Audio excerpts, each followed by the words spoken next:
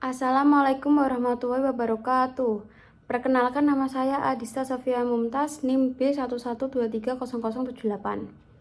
Saya akan mempresentasikan makalah agama saya yang berjudul Poligami dalam Pernikahan. Kata poligami berasal dari bahasa Yunani yaitu polos, yang artinya banyak, dan gamos yang berarti perkawinan. Bila pengertian kata ini digabungkan, maka poligami akan berarti suatu perkawinan yang banyak atau lebih dari seorang. Menurut Abdurrahman Ghazali, dalam bukunya mengartikan bahwa poligami adalah seorang laki-laki beristri lebih dari seorang. Akan tetapi dibatasi hanya 4 orang. Apabila melebihi dari 4 orang, maka mengingkari kebaikan yang disyariatkan oleh Allah Subhanahu wa Ta'ala. Menurut Mustamlia, poligami adalah ikatan perkawinan yang salah satu pihak mengawini beberapa istri dalam waktu yang bersamaan. Selain poligami, dikenal juga poliandri, yaitu seorang istri mempunyai beberapa suami dalam waktu bersamaan. Menurut Syahid Sabik, seorang suami yang mau berpoligami harus meyakini bahwa dia dapat berperilaku adil.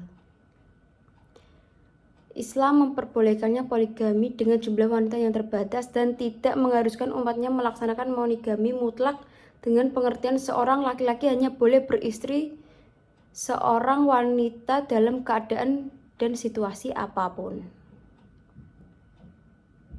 Seperti surat An-Nisa ayat ketiga yang berbunyi, wa in kuftun ala tuksiku fi yatama fankihu ma tabalakum minan nisa'i masna wa sulasa wa rubain fa in kuntum ala ta'dilu wa fahiyatan aw ma malakat amanikum dalika atan ala ta'ulu.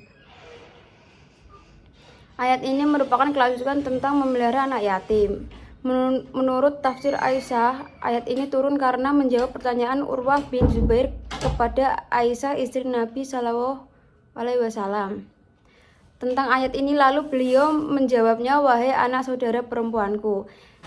Yatim di sini maksudnya adalah anak perempuan yatim yang berada di bawah asuhan walinya, mempunyai harta kekayaan bercampur dengan harta kekayaan serta kecantikannya, membuat pengasuh anak yatim ini senang kepadanya, lalu ia ingin menjadikan sebagai istri, tetapi tidak mau memberikan mas kawin dengan adil. Karena itu pengasuh anak yatim yang seperti ini dilarang menikahi mereka kecuali jika mau berperilaku adil. Syarat Islam mentoleransi poligami dengan batasan sampai 4 orang dan mewajibkan berperilaku adil kepada mereka, baik dalam urusan pangan, pakaian, serta lainnya. Bila yang sanggup dipenuhi hanya 3, maka baginya haram bagi menikahi dengan 4 orang. Islam memang memperbolehkan berpoligami, namun syarat yang ditentukan bukan syarat yang mudah. Hal ini berarti di dalam kebolehan memiliki berpoligami, tidak sembarangan orang boleh berpoligami. Di antaranya adalah kuat iman, baik akhlaknya, mempunyai materi yang cukup, jalan darurat. Ulama Al-Maraghi dalam tafsirnya berpendapat bahwa kebolehan poligami yang terdapat dalam surat An-Nisa ayat 3 yaitu kebolehan yang dipersulit atau diperketat. Menurut beliau, alasan diperbolehkannya berpoligami itu hanya dalam keadaan darurat. Beberapa alasan yang membolehkan berpoligami menurut akhlak Al-Maraghi adalah karena istri mandul, apabila suami mempunyai seks yang tinggi, kalau si suami mempunyai harta yang banyak dan mampu membiayai segala kepentingan keluarga, mulai dari kepentingan istri dapat kepentingan anak-anak. Para ulama lainnya juga berbeda pendapat tentang hukum poligami. Hukum asal perkawinan dalam Islam adalah monogami, sebab dengan monogami akan mudah menetralisir sifat atau watak cemburu. Dengan demikian, poligami hanya diperbolehkan bila dalam keadaan darurat, misalnya istri mandul, istri terkena penyakit yang menyebabkan tidak bisa memenuhi kewajiban sebagai seorang istri.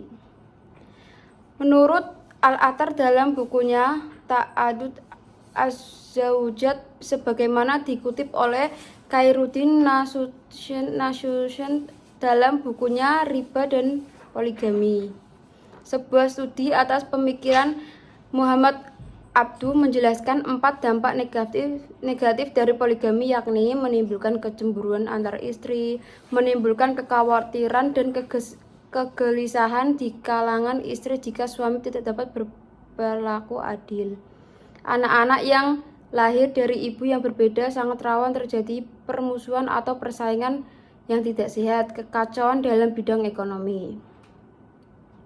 Dampak yang menimbulkan dari berpoligami terutama bagi istri dan anak-anaknya dapat disebutkan sebagai berikut, diantaranya dampak psikologis, dampak ekonomi rumah, kekerasan terhadap perempuan, dampak hukum, dampak kesehatan, kebiasaan berganti-ganti pasangan menyebabkan suami atau istri menjadi rentan terhadap penyakit menular seksual, PMS, bahkan rentan terjangkit virus HIV.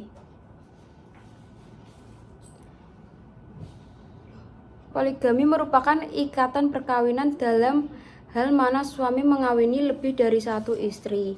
Dalam waktu yang sama, laki-laki yang melakukan untuk perkawinan seperti itu dikatakan bersifat poligami. Dengan singkat, poligami adalah beristri lebih dari satu. Poligami itu mubah, dibolehkan, selama seorang mukmin tidak akan dikhawatir akan aniaya. Dilarang poligami untuk menyelamatkan diri dari dosa, dan terang pula bahwa boleh berpoligami itu tidak bergantung kepada suatu selain aniaya. Jika tidak bersangkutan dengan mandul istri atau sakit yang menghalangi ketika tidur dengan suaminya, dan tidak pula karena banyak jumlah wanita. Hal ini dapat disimpulkan bahwa perkawinan poligami adalah perkawinan yang dilakukan oleh seorang suami di mana seorang suami tersebut beristri lebih satu orang dalam waktu yang bersamaan. Perkawinan yang sah adalah perkawinan yang sah di muka hukum Islam atau agamanya, dan di mata hukum, yaitu menyatakan bahwa syariat